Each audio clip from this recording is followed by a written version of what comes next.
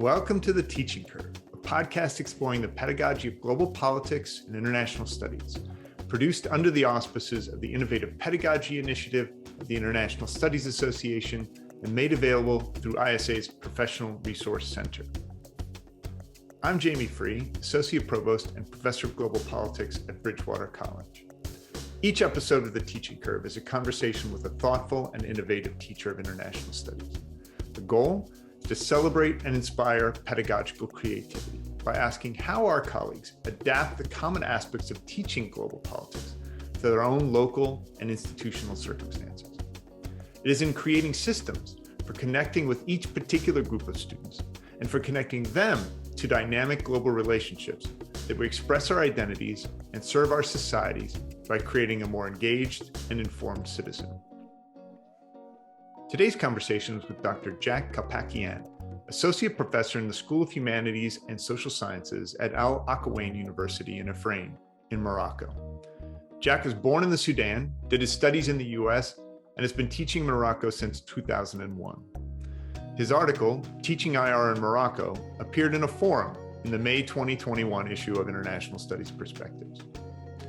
Our conversation covers managing religious perspectives in a social science classroom, bringing a liberal arts perspective to an educational culture that has traditionally been based primarily in respect for authority, and using simulations as a mechanism for reducing the barriers students often feel in expressing their own perspectives and opinions. Also, let me say up front that we did experience a little trouble with the clarity on Jack's microphone in the recording. It doesn't diminish the wisdom of what he had to share, so I hope you'll bear with us through the difficulty. Jack Kalpakian, welcome to The Teaching Curve. I'm so happy that we could have a time to get down and talk about teaching and to learn more about how IR teaching works in Morocco. So welcome to the podcast. Thank you very much. I apologize for my child's toy in the back. I hadn't seen it for a while. It's all right. We love it.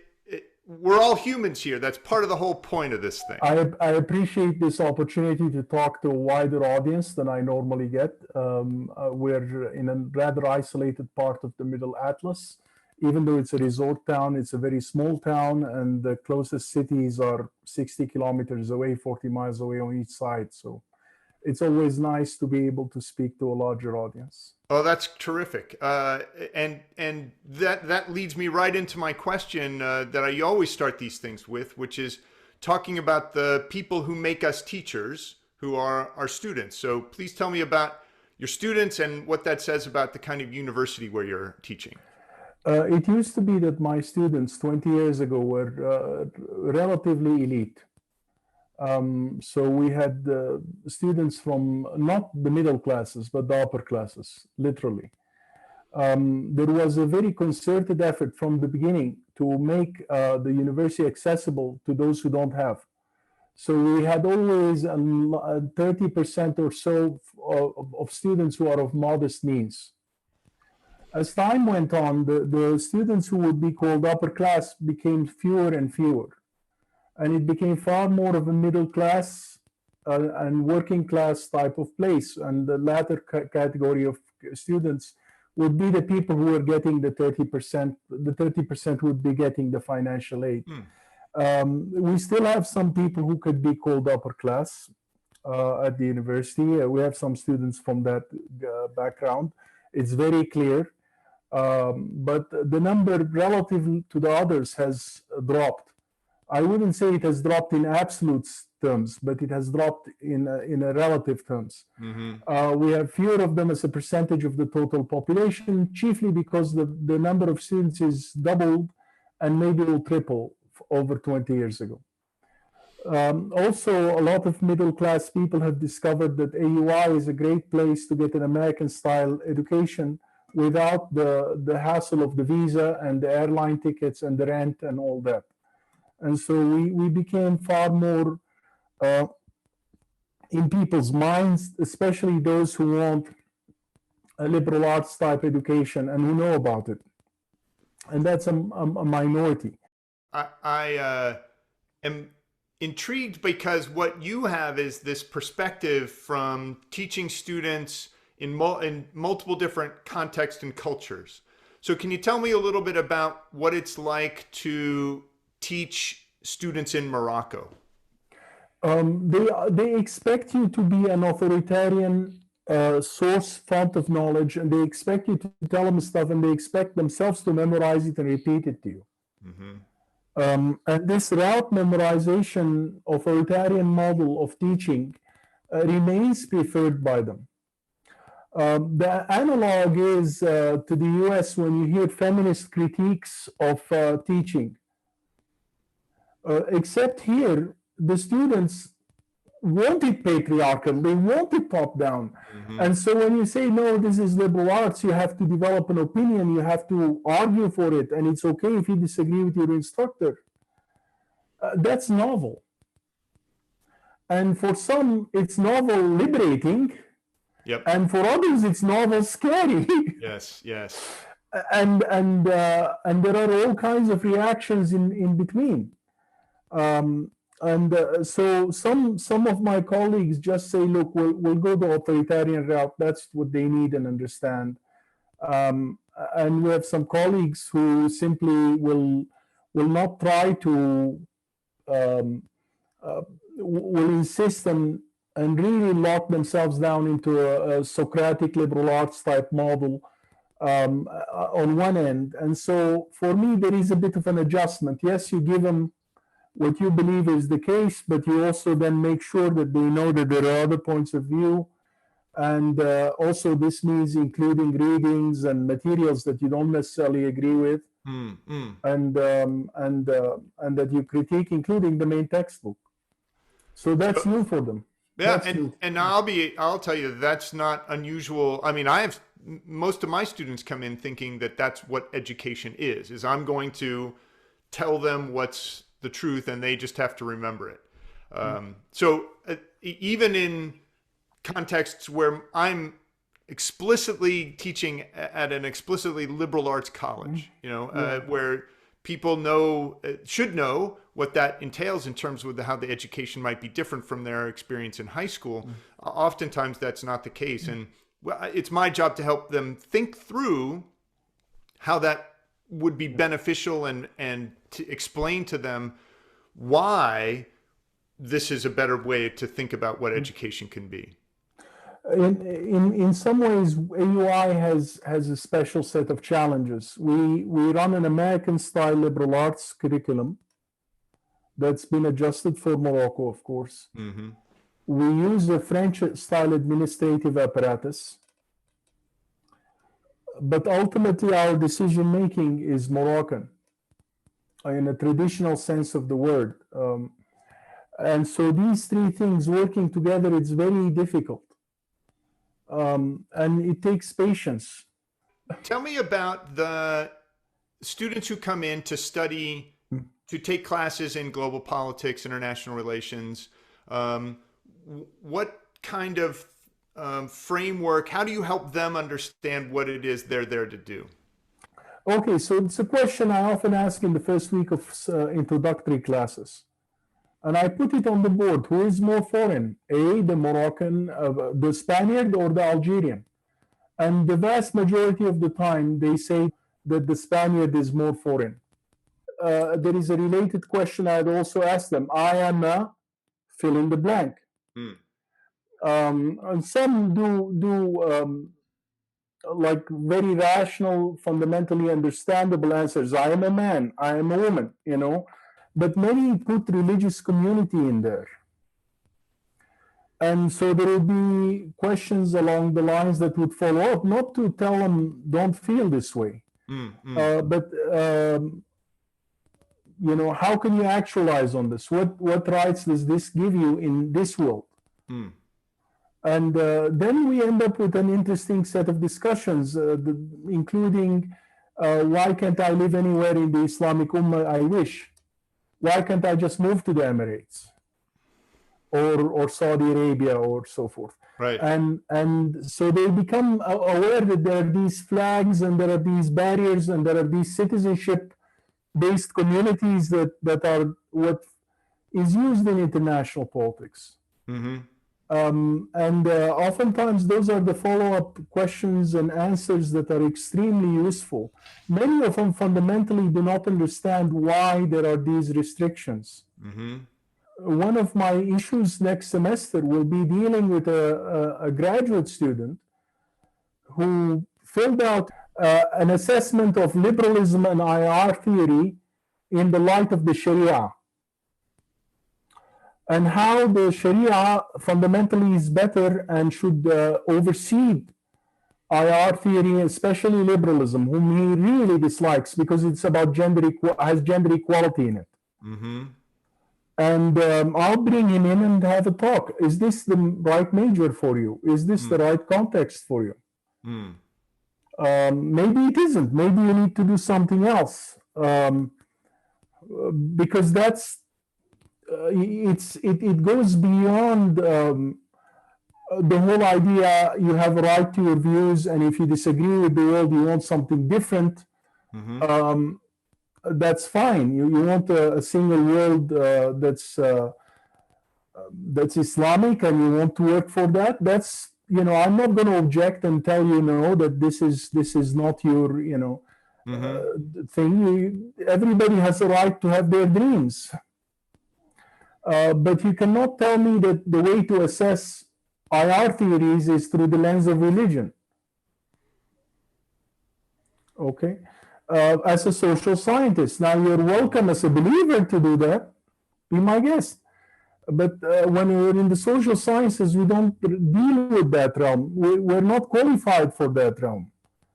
There are people in theological seminary who could help you. And there you can make that assessment, but not in an IS program. So what do you think would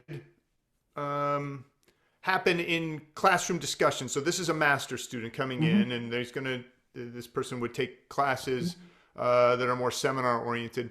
What do you think the discussion dynamics would be in one of your master's classes if this was the frame that student brought into the discussion? The women students will ostracize him. And they're 2/3 of the master students. Simple as that. The women students will begin telling him off and drawing very hard lines for him. He's obsessed with women's inequality, and he believes in it. It's an article of faith. And for him, whether it is or not in Islam, that's a whole other discussion that I am not qualified for. Many people would say he's wrong. Yeah. But the women students will ostracize him and will also indicate offense at him personally, and he will have a hard time in case we're back to face.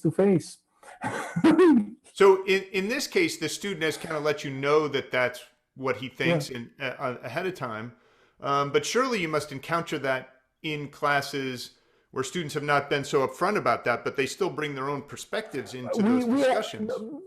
These kinds of students tend to understand, look, these are my personal beliefs. I know my instructor has his, but we're dealing with something else now. It's, I'll give you an idea. We had a student along these lines in times past. He put it to me this way. IS is like carpentry or car mechanics, or, it's a pragmatic, practical field about the real world and real things in it. It's not about the spiritual and religious realm that I believe in and stuff. So I can easily keep these two things separately. This one particularly had me scared, actually, given the intensity of his beliefs. This carpentry analogy student. That I had to actually have an informal talk with a university official, that I'm really concerned that he's going off the extreme end. But much later, he was very, yes, I have these extreme opinions, but they are my opinions. I know others don't share them.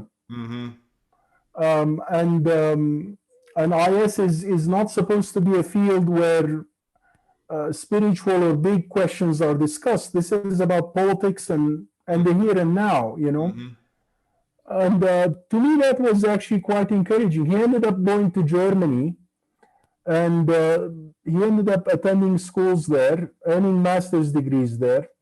And his big agenda was opening a furniture company. So he was, when he was telling me carpentry and things like that, it was already in the back of his head.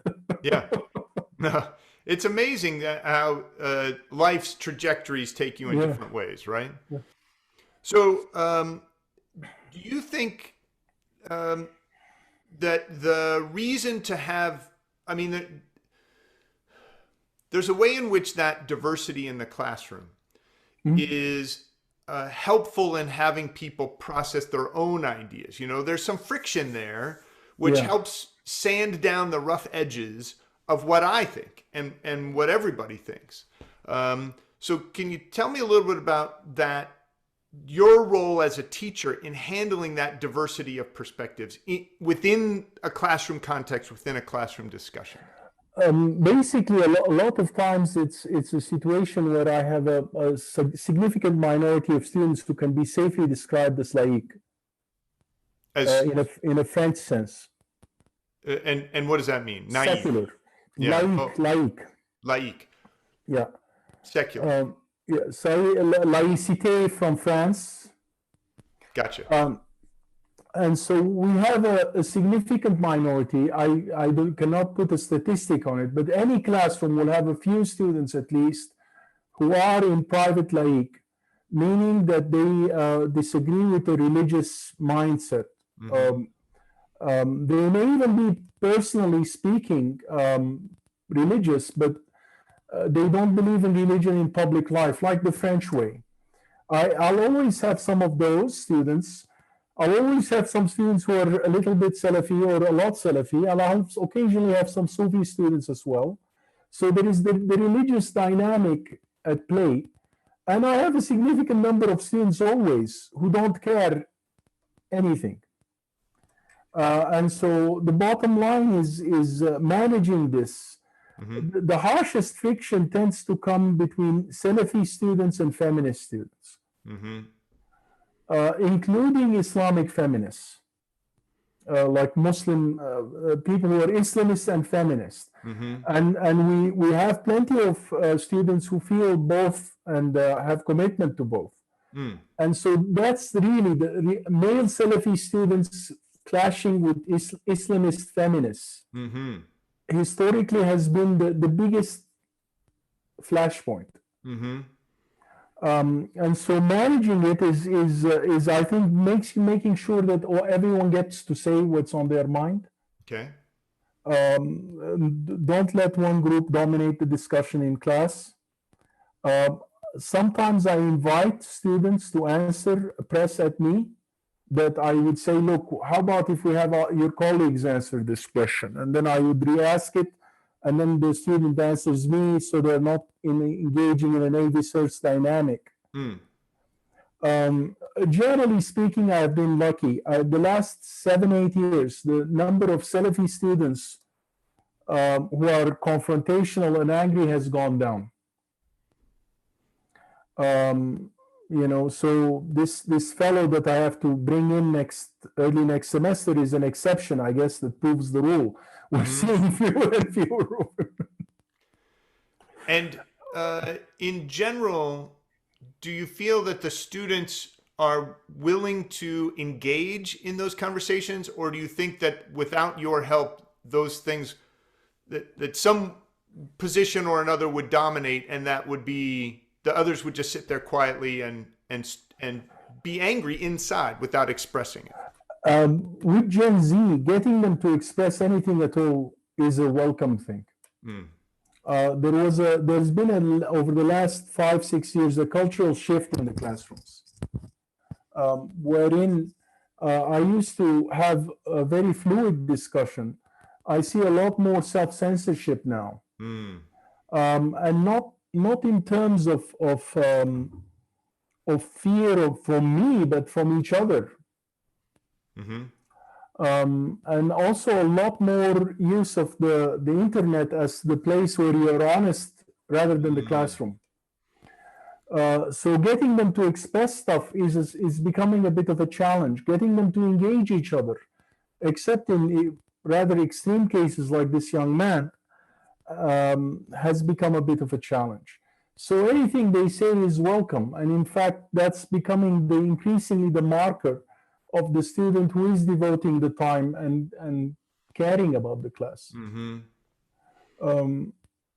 Of course, with face-to-face, we'll see next semester Omicron go away. Exactly, yes. But we'll see next semester. But there has been a bit of a generational change. We're in the cusp of it, going through the cusp of it now in Morocco, and I don't know when it will alter. I think that it will soon, because this post-millennial Gen Z crowd is very different in the way it processes information and has discussions. They would do it on the phone, not in person. So tell me, is there anything that you found is there anything you found in your experience that works as a teacher to elicit feedback or to help manage those classroom discussions? Simulations, negotiation simulations, model UN simulations, games like the stuff of Victor Assal. That stuff works. That stuff really works. I have not played Assal's games per se, but the whole philosophy he brings, that these students learn by doing stuff, is completely accurate. So we have them play negotiations. We have people play Polisario. They play Algeria in my classes, and so forth. So as they get the perspective and have the debates and discussions, and then in the after action, they bring themselves into the picture. Here is, what I don't understand about them still. For example, this is from last semester where we had a team role-playing Polisario, and I picked the harshest nationalists for it. So, as a result, they got to see the perspective of their country's opponents and see how they think and how they argue, and it was good for them. Yeah. But they had questions. And then they brought their own views and we had a discussion. But a lot of times the simulation is often the jolt that gets them going. Right. Well, Jack, thank you so much for sharing your perspectives and what it's like to teach in Morocco. It's valuable to be able to think through those similarities and differences as we all think about what it means to teach and to be an IR instructor. No problem. Thank you very much. And I really appreciate this chance to talk. If you're on break, enjoy the rest of your break. Yeah. And Happy New Year. Happy New Year. Thank you. For those interested in joining the conversation about IR pedagogy, don't forget to register today for ISA's Innovative Pedagogy Conference, which takes place Tuesday, March 29th in Nashville, right before the main ISA convention. It'll be great to get back to conferencing. The Teaching Curve podcast is made available through ISA's Professional Resource Center under the auspices of the Innovative Pedagogy Initiative. You can send feedback or suggestions for future interviews to Teaching Curve at isanet.org or follow us on Twitter at Teaching Curve. Thanks for joining us again on the Teaching Curve. And remember, learn something every time you teach.